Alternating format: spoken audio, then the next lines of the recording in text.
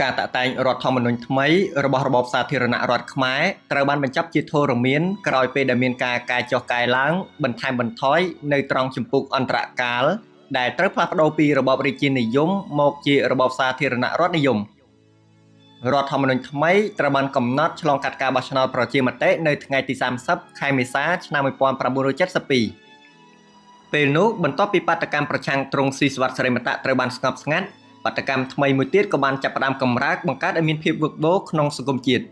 មូលហេតុចម្បងគឺការចង់បានអំណាចនិងការសម្លឹងមើលទៅលើការបោះឆ្នោតជ្រើសរើសប្រធានាធិបតីនិងសភាដែលត្រូវបានកំណត់ដោយរដ្ឋធម្មនុញ្ញថ្មីនៃរបបសាធារណរដ្ឋខ្មែរជនដែលបង្កឲ្យមានភាពវឹកវរអាណាធិបតេយ្យគឺកុយពេជ្រជានិស្សិតនៅមហាវិទ្យាល័យច្បាប់កុយពេជ្រជាមនុស្សចំណិតរបស់លោកវីរៈសេនីយ៍ឯកឥតសួងដែលគេស្គាល់ថាជាមនុស្សរបស់លោកសេនាប្រមុខលន់ ណុលនិងជាមិត្តរបស់លោកវីរៈសេនីយ៍ឯកលន់ ណុនប៉ុន្តែបើតាមការកត់សម្គាល់របស់មិត្តភ័ក្តិរបស់កុយពេជ្រដែលកំពុងតែជួបក្នុងការធ្វើបាតកម្មហាក់បីដូចជាចង់ឆ្លៀតឱកាសធ្វើឲ្យគេស្គាល់និងទទួលបានប្រជាប្រិយភាពក្នុងគោលបំណងហក់ចូលក្នុងនយោបាយជាពិសេសគេសម្លឹងមើលទៅលើការបោះឆ្នោតសភាខាងមុខដូចនេះនាសម័យការចាប់ផ្ដើមពន្យល់ការវែកញែកជាសាធារណៈអំពីរដ្ឋធម្មនុញ្ញរបបសាធារណរដ្ឋខ្មែរនៅថ្ងៃទី23ខែមេសាឆ្នាំ1972កុយពេជ្រដែលវិទ្យុអញ្ជើញឲ្យទៅចូលរួមបានទិទាននិងប្រមាថលោកសេនាប្រមុខលន់ ណុលថាជាស្ដេចយក្សកំណាចអារុលមេឃដែលភ្លើគ្មានសមត្ថភាពគ្រប់គ្រងធ្វើសង្គ្រាមចាញ់រហូតរួចហើយក៏ស្លាប់ទៅលោកសៅងុកថាញ់ជានាយករដ្ឋមន្ត្រីមិនបងអង្គយូរក៏ចេញបញ្ជាឲ្យឃាត់ខ្លួនកុយពេជ្រតែនិស្សិតច្បាប់នេះបានរត់ទៅពួនលាក់ខ្លួននៅមហាវិទ្យាល័យច្បាប់ភ្នំពេញស្អែកឡើងនៅថ្ងៃទី24ខែមេសាឆ្នាំ1972កម្លាំងសណ្ដាប់ធ្នាប់មានទាំងរថយន្តបំពាក់ដោយកាំភ្លើងស្វ័យប្រវត្តិបានឡោមព័ទ្ធមហាវិទ្យាល័យច្បាប់ក្នុងពេលជាមួយគ្នានេះដែរលោកនាយករដ្ឋមន្ត្រីសៅងុកថាញ់ក៏បានបញ្ជាឲ្យបិទគ្រឹះស្ថានសិក្សាទាំងអស់ដើម្បីការពារកុំឲ្យចលនាប្រឆាំងលោកសេនាប្រមុខលន់ ណុលរាលដាលបន្តទៅទៀតនៅចំពោះមុខស្ថានភាពនេះអឹមយូហៃប្រធានសមាគមនិស្សិតខ្មែរនិងសនថាតជាប្រធាននិស្សិតសាលាច្បាប់បានចេញមកគាំទ្រការពារកុយពេជ្រក្នុងនាមសេរីភាពក្នុងការបញ្ចេញមតិបកមកប្រឆាំងចំណាត់ការរបស់រដ្ឋាភិបាលអឹមយូហៃនិងសនថាតជាមនុស្សដែលមានទំនាក់ទំនងជិតស្និទ្ធនឹងលោកវីរៈសេនីយ៍ឯកលន់ ណុនក្នុងបរិបទដូចខាងលើអ្នកសង្កេតការទាំងឡាយយល់ថានឹងមានការប៉ះទង្គិចគ្នាណាមួយជាក់ជាមិនខាននៅថ្ងៃទី27ខែមេសាឆ្នាំ1972នៅម៉ោងប្រមាណ10ព្រឹកគេក៏សម្គាល់ឃើញរថយន្តស៊ីបរបស់កងរាជអាវុធហត្ថមួយគ្រឿងបានបើកកាត់វងបត្តកតម្រង់ទៅខ្លោងទ្វារមហាវិទ្យាល័យច្បាប់បញ្ជាឲ្យបាញ់គ្រាប់បែកផ្សែងហើយបើកទ្វាររបងចូលជាមួយគ្នានេះដែរគេក៏បានលឺសូរគ្រាប់កាំភ្លើងផ្ទុះយ៉ាងសន្ធប់ផងដែរបើតាមប្រភពពីនិស្សិតអ្នករងរបួសនិងស្លាប់មានច្រើនមិនមែនរបួសតែជាង20នាក់ដោយរដ្ឋាភិបាលបានទទួលស្គាល់នោះទេក្នុងនោះនិស្សិតម្នាក់ដែលស្លាប់ជាកូនប្រុសរបស់លោកវីរៈសេនីយ៍ឯកស្រីយ៉ាដែលជាមេបញ្ជាការកងទ័ពពិសេសឆ័ត្រយងដែលជាមនុស្សជិតស្និទ្ធស្មោះត្រង់ជាទីបំផុតរបស់លោកសេនាប្រមុខលន់ ណុលប៉ុន្តែព័ត៌មាននេះត្រូវបានលោកវីរៈសេនីយ៍ឯកស្រីយ៉ាធ្វើការកែតម្រូវថាមិនមានកើតឡើងនោះទេចំពោះរដ្ឋាភិបាលរបស់លោកសៅងុកថាញ់ព្រឹត្តិការណ៍នេះជាស្នាដៃរបស់ខ្មែរកុម្មុយនីសដែលមានគោលបំណងបង្កឲ្យមានចលាចលភាពវឹកវរក្នុងរបបសាធារណរដ្ឋខ្មែរស្ថិតនៅក្នុងស្ថានភាពនេះយើងអាចចោទសួរថាតើនរណាមានផលប្រយោជន៍ក្នុងការយកប្រេងមកចាក់លើភ្លើងដោយដែលបានរៀបរាប់ខាងលើមកហើយស្រាប់កុយពេជ្រអឹមយូហៃនិងសនថាតសុទ្ធសឹងជាមនុស្សរបស់លោកលន់ ណុនដែលជាអ្នកនៅពីក្រោយខ្នងបញ្ជាឲ្យធ្វើសកម្មភាពក្នុងគោលបំណងបំផ្លាញប្រជាប្រិយភាពរបស់លោកសៅងុកថាញ់ដែលប្រជារាស្ត្រខ្មែរមួយចំនួនតែងតែយល់និងមានជំនឿថាលោកជាអ្នកនយោបាយដ៏ល្បីល្បាញអស្ចារ្យក្នុងអតីតកាលដែលអាចមានលទ្ធភាពដោះស្រាយបញ្ហាប្រទេសជាតិបាន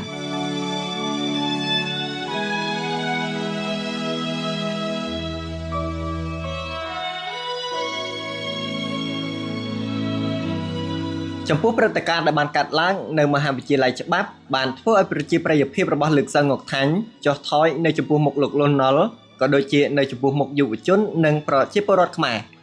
មិនតែប៉ុណ្ណោះលោកប្រធានាធិបតីលន់ ណុលខ្លួនឯងក៏ទទួលរងនៅភាពអាម៉ាស់ក្នុងការគ្រប់គ្រងប្រទេសផងដែរប៉ុន្តែក្នុងព្រឹត្តិការណ៍ដដែលដែលបានកើតឡើងនៅថ្ងៃទី27ខែមេសាឆ្នាំ1972បើតាមសារព័ត៌មានកាសែតនគរធំដែលមាននិន្នាការទៅរកលោកលន់ ណុនដើមចំគឺចេញមកពីក្រមរាជានិយមរបស់ទ្រង់ស៊ីសុវត្ថិសេរីមតៈនាយទាហានដែលបើករថយន្តស៊ីបចូលមហាវិទ្យាល័យច្បាប់គឺលោកវីរៈសេនីយ៍ត្រីអោបកំអូនជាប្អូនប្រុសរបស់លោកអោបកំអាងដែលជាមនុស្សជំនិតនិងជាដៃស្ដាំរបស់ទ្រង់ស៊ីសុវត្ថិសេរីមតៈ បើទោះបីជាមានព័ត៌មានដូចនេះក៏ដោយក៏ក្រុមរបស់ទ្រង់ស៊ីស្វាតសេរីមតៈមិនបានបញ្ចេញប្រតិកម្មកែតម្រូវអ្វីទាំងអស់កាសែតនគរធំរបស់លោកសុតប៉ូលីនបានបន្តដោយបន្ថែមទៀតថានេះគឺជាការសងសឹកតបតវិញរបស់ទ្រង់សេរីមតៈដែលត្រូវបានគេកម្ចាត់ចេញពីអំណាចគឺទ្រង់ឆ្លៀតឱកាសដែលកំពុងតែវឹកវរជ្រួលច្របល់បង្កើតព្រឹត្តិការណ៍ថ្មីមួយទៀតក្នុងគោលបំណងបំបែកយុវជនពីលោកលន់នល់និងរបបសាធារណរដ្ឋខ្មែរមិនយូរប៉ុន្មានក្រុមយុវជនសេរីមតៈរាជានិយមក៏បានចាប់ផ្ដើមធ្វើសកម្មភាពនាំគ្នាដើរបិទបដាតាមសាលាវិទ្យាល័យសាកលវិទ្យាល័យនិងលើកបដាតាមកន្លែងសាធារណៈទីទានរិះគន់ប្រមាថលោកលន់នល់និងរដ្ឋាភិបាលដូចជា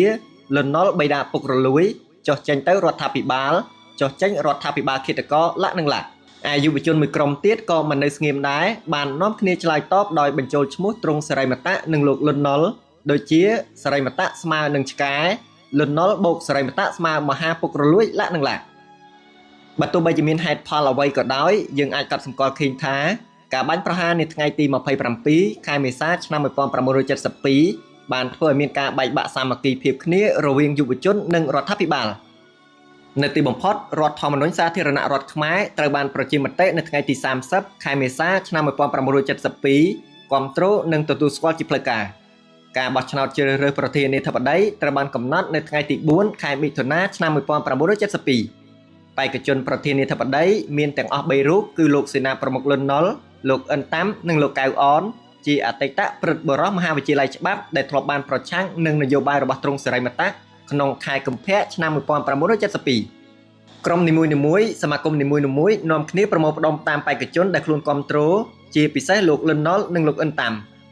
ការឃោសនាក្បួនដង្ហែគាំទ្រវងភ្លេងទង់គ្រប់ពណ៌ត្រូវបានរៀបចំធ្វើសកម្មភាពតាមរដ្ឋធានីខេត្តនិងទីប្រជុំជនផ្សេងៗទូទាំងប្រទេសគាំទ្របង្អួតបេក្ខជនរៀងៗខ្លួននៅគ្រានោះការឃោសនាបោះឆ្នោតជ្រើសរើសប្រធានាធិបតីក្លាយជាព្រឹត្តិការណ៍ដ៏ធំបំផុតក្នុងជីវិតនយោបាយនៅកម្ពុជាចំណែកឯសង្គ្រាមប្រឆាំងទប់ទល់នឹងការឈ្លានពានរបស់កម្លាំងកុម្មុយនីសវៀតណាមត្រូវធ្លាក់ទៅជាលំដាប់ទី2ជារៀងរាល់ថ្ងៃអ្នកមុខអ្នកការមន្ត្រីតូចធំមួយចំនួនតាមក្រសួងនានានាំគ្នាដង្ហែប្រតិភូបង្ហាញភាពស្មោះត្រង់គាំទ្របេក្ខជនលន់នល់ចំណែកឯសារព័ត៌មានវិញបានចុះផ្សាយដាក់រូបភាពធំស្ដីពីកាយវិការសកម្មភាពរបស់អ្នកគាំទ្រទាំងនោះ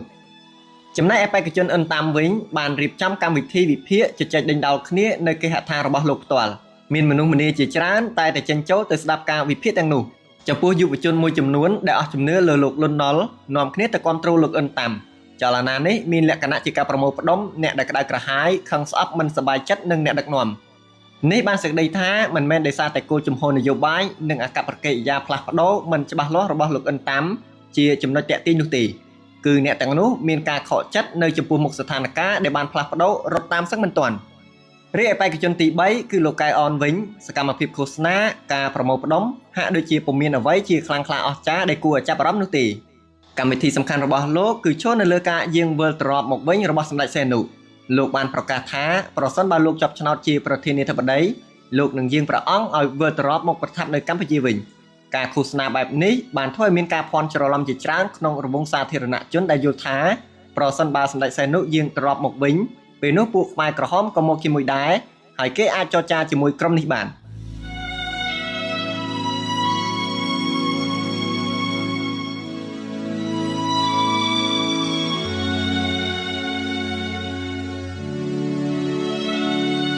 នៅថ្ងៃទី5ខែមិថុនាឆ្នាំ1972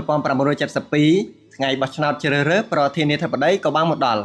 មនុស្សម្នាជាច្រើនកកកតាមក្រុងតាមខេត្តនាំគ្នាទៅបោះឆ្នោតក្នុងសភាពថ្លៃថ្នូរស្ងប់ស្ងាត់គ្មានអំពើហិង្សានោះទេលទ្ធផលឆ្នោតចុងក្រោយត្រូវបានតុលាការធម្មនុញ្ញបណ្ដោះអាសន្នប្រកាសនៅថ្ងៃទី15ខែមិថុនាឆ្នាំ1972ដែលលោកលន់នល់ជាអ្នកឈ្នះឆ្នោត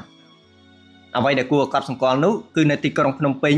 លោកអិនតាមបានទទួលជ័យជំនះលើលោកលន់នល់ហើយលទ្ធផលខាងលើក៏គ្មាននរណាម្នាក់ឆ្ងល់នោះដែរបើទោះបីជាមានការតវ៉ាករណីបន្លំស្លឹកឆ្នោតក៏ដោយនៅមុនថ្ងៃបោះឆ្នោតចៅហ្វាយខេត្តមេបញ្ជាការកងទ័ពទាំងអស់បានទទួលនៅបេសកកម្មធ្វើយ៉ាងណាឲ្យលោកលន់នល់ឈ្នះឆ្នោតយោធាម្នាក់ត្រូវបានបោះឆ្នោតយ៉ាងហោចណាស់ក៏3ដងដែរឲ្យបេក្ខជនលន់នល់លើកលែងតែនៅទីក្រុងភ្នំពេញដែលមានលក្ខណៈជាធម្មតាដើម្បីកុំឲ្យអ្នកសង្កេតការណ៍ចាប់ថ្នាក់បានហັບឆ្នោតត្រូវបានគេដឹកជញ្ជូនពីខេត្តមកទីក្រុងដើម្បីរាប់សន្លឹកឆ្នោតដោយគ្មានវត្តមានតំណាងបេក្ខជនផ្សេងៗទៀតនោះទេដូច្នេះការក្លែងបន្លំបដូរសន្លឹកឆ្នោតអាចប្រព្រឹត្តទៅបានដោយសេរី បើទោះបីជាលោកលន់ ណុល ត្រូវបានជាប់ឆ្នោតជាប្រធានាធិបតីនៃរបបសាធារណរដ្ឋខ្មែរក្រោមការឈឺចាប់ខកចិត្តយ៉ាងខ្លាំងរបស់ប្រជាពលរដ្ឋមួយចំនួនធំដែលយល់ថា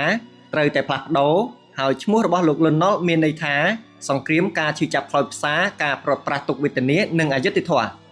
គ្រាន់តែការបោះឆ្នោតជ្រើសរើសប្រធានាធិបតីត្រូវបានបញ្ចប់គេក៏បាននាំគ្នារៀបចំការបោះឆ្នោតសភាព្រឹទ្ធសភា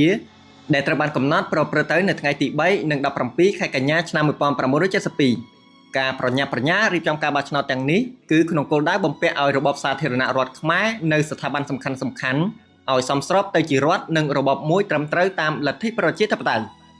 ជាមួយគ្នានោះដែរក្រុមនិងសមាគមជាច្រើនបានរៀបចំខ្លួនគាំទ្រលោកសេនាប្រមុខលន់ ណុល ទ្រង់ស៊ីសុវត្ថិសេរីមតៈនិងលោកអ៊ុនតាំគណៈបកនយោបាយត្រូវបានបង្កើតជាហូរហែដែលមានដូចជាគណៈបកសង្គមសាធារណរដ្ឋរបស់លោកឧត្តមសេនីយ៍លន់ ណុល គណៈបកសាធារណរដ្ឋរបស់ទ្រង់ស៊ីសុវត្ថិសេរីមតៈគណៈបកប្រជាធិបតេយ្យរបស់លោកអ៊ុនតាំនិងគណៈបកប្រជាជននិងគណៈបកស្ត្រីខ្មែរក្នុងខណៈនេះលោកសេនាប្រមុខលន់ ណុល ប្រធានាធិបតីបានដាក់ខ្លួនឲ្យស្ថិតនៅលើគណៈបកនយោបាយទាំងអស់ប៉ុន្តែគេនៅតែកត់សម្គាល់ឃើញថាលោកជាស្ថាបនិកនិងជាអ្នកនៅពីក្រោយខ្នងនៃគណៈបកសង្គមសាធារណរដ្ឋចំណែកឯប្អូនរបស់លោកគឺលោកឧត្តមសេនីយ៍លន់ ណុល ដែលជាស្ថាបនិកពិតប្រាកដនោះទទួលភារកិច្ចក្នុងការរៀបចំគ្រប់គ្រងគណៈបកដែលមានក្រុមភ្នំដងរែកជាអតីតខ្មែរសេរីដែលធ្លាប់មានការពិសោធន៍ជាមូលដ្ឋានគ្រឹះផងដែរ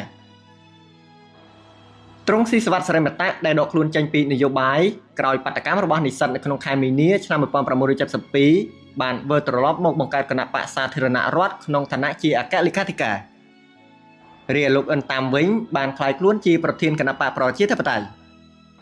ដោយសារសង្គ្រាមនិងអសន្តិសុខបេក្ខជនតំណាងរាស្ត្រពុំហ៊ានធ្វើដំណើរទៅតាមខេត្តនិងជនបទដើម្បីជួបប្រស្រ័យទាក់ទងនឹងប្រជារាស្ត្រនោះឡើយការឃោសនាបោះឆ្នោតក្នុងសម័យនោះត្រូវបានធ្វើតាមរយៈកាសែតនៃគណៈបកនយោបាយនីមួយៗដូចជាការទីទានជេរហែកហួរប្រមាថគ្នាទៅវិញទៅមកតែបញ្ហាដែលជាអាយុជីវិតរបស់ប្រទេសជាតិគណៈបកនយោបាយទាំងនោះមិនបានលើកយកមកធ្វើជាប្រធានបទសម្រាប់ពិចារណាដោះស្រាយនោះឡើយបើគេនិយាយអំពីជាតិគេនិយាយរកពាក្យពីរួចពីរោះមកប្រើសម្ដាប់អ្នកស្ដាប់ដែលនៅទីបញ្ចប់ប្រជាពលរដ្ឋត្រូវវង្វេងជាមួយគ្នានេះដែរច្បាប់បោះឆ្នោតបានក្លាយជាប្រធានបទដែលគណៈបកនយោបាយសាធារណរដ្ឋនិងគណៈបកនយោបាយប្រជាធិបតេយ្យយល់ថាមិនល្អមានល្បិចកេងបន្លំបម្រើផលប្រយោជន៍គណៈបកនយោបាយសង្គមសាធារណរដ្ឋឲ្យបានឈ្នះឆ្នោតគណៈបកនយោបាយទាំងពីរបានទាមទារសូមឲ្យមានការកែសម្រួលតែមិនបានសម្រេចនៅទីបំផុតគណៈបកទាំងពីរក៏បានដកខ្លួនចេញពីការបោះឆ្នោតសភាដោយគ្មានគូប្រជែងដោយគ្មានការខ្មាស់អៀនគណៈបកនយោបាយរបស់លោកឧត្តមសេនីយ៍លន់ ណុល បានប្រមូលយកអាសនៈទាំងអស់របស់រដ្ឋសភានិងព្រឹទ្ធសភានាថ្ងៃបោះឆ្នោតទី3និងទី17ខែកញ្ញាឆ្នាំ1972អ្វីដែលកាសែតសាធារណរដ្ឋបានសរសេរនៅក្នុងវិចារណកថានាថ្ងៃទី23ខែតុលាឆ្នាំ1972បានបង្ហាញឲ្យឃើញថាលោកឧត្តមសេនីយ៍លន់ ណុល ជាមនុស្សខ្លាំងចាប់ផ្ដើមចេញមុខជាសាធារណៈជាមួយនឹងក្រុមភ្នំដងរែកជាអតីតខ្មែរសេរីសារព័ត៌មានរបស់ទ្រង់សេរីមតៈបានសរសេរជាអត្ថថាមនុស្សទាំងនេះពលគឺក្រុមខ្មែរសេរីបានឈោងទៅចាប់ដល់កម្ពុជារដ្ឋាភិបាលនិងបានកាន់កាប់កៅអីជានាយករដ្ឋមន្ត្រីក្រុមនេះបានរៀបចំផែនការដើម្បីក្តោបក្រោបអំណាចទាំងអស់គេបានដាក់គ្នាគេនៅក្នុងគណៈកម្មាធិការកណ្ដាលរបស់គណៈបកសង្គមសាធារណរដ្ឋបន្ទាប់មកគេបានរៀបចំច្បាប់បោះឆ្នោតធ្វើដូចម្តេចដើម្បីឲ្យគណៈបកគេឈ្នះលោកគីមរ៉េតនិងលោកគ្រូហាក់បានដាក់បកពួកក្រុមរបស់គេនៅក្នុងស្ថាប័នសភាទាំងពីរចំណែកឯលោកលន់ ណុល វិញមានគ្នាបកពួកតែបន្តិចបន្តួចប៉ុណ្ណោះដូច្នេះនៅពេលណាដែលសភាទាំងពីរត្រូវចូលជាធរមានពេញច្បាប់នោះផែនការរបស់ពួកក្រុមខ្មែរសេរីនឹងបានសម្រេចជោគជ័យលោកសឹងអុកថាញ់ដែលប្រជាប្រិយភាពត្រូវចុះអន់ថយក្រោយព្រឹត្តិការណ៍នៅមហាវិទ្យាល័យច្បាប់ក្នុងខែមេសាឆ្នាំ1972បានលាលែងពីតំណែងក្រោយការបោះឆ្នោតសភាត្រូវបានបញ្ចប់ក៏ប៉ុន្តែនៅថ្ងៃទី17ខែតុលាឆ្នាំ1972ដដែលលោកហុងទុនហាក់ជាមនុស្សទី2ក្នុងក្រុមខ្មែរសេរីឬក្រុមភ្នំដងរែកត្រូវបានតែងតាំងជានាយករដ្ឋមន្ត្រីនៃរបបសាធារណរដ្ឋខ្មែរដូចនេះគេអាចកត់សម្គាល់ឃើញថាលោកឧត្តមសេនីយ៍លន់ ណុល និងក្រុមភ្នំដងរែកនៅតែកាន់កាប់គ្រប់គ្រងអំណាចទាំងស្រុង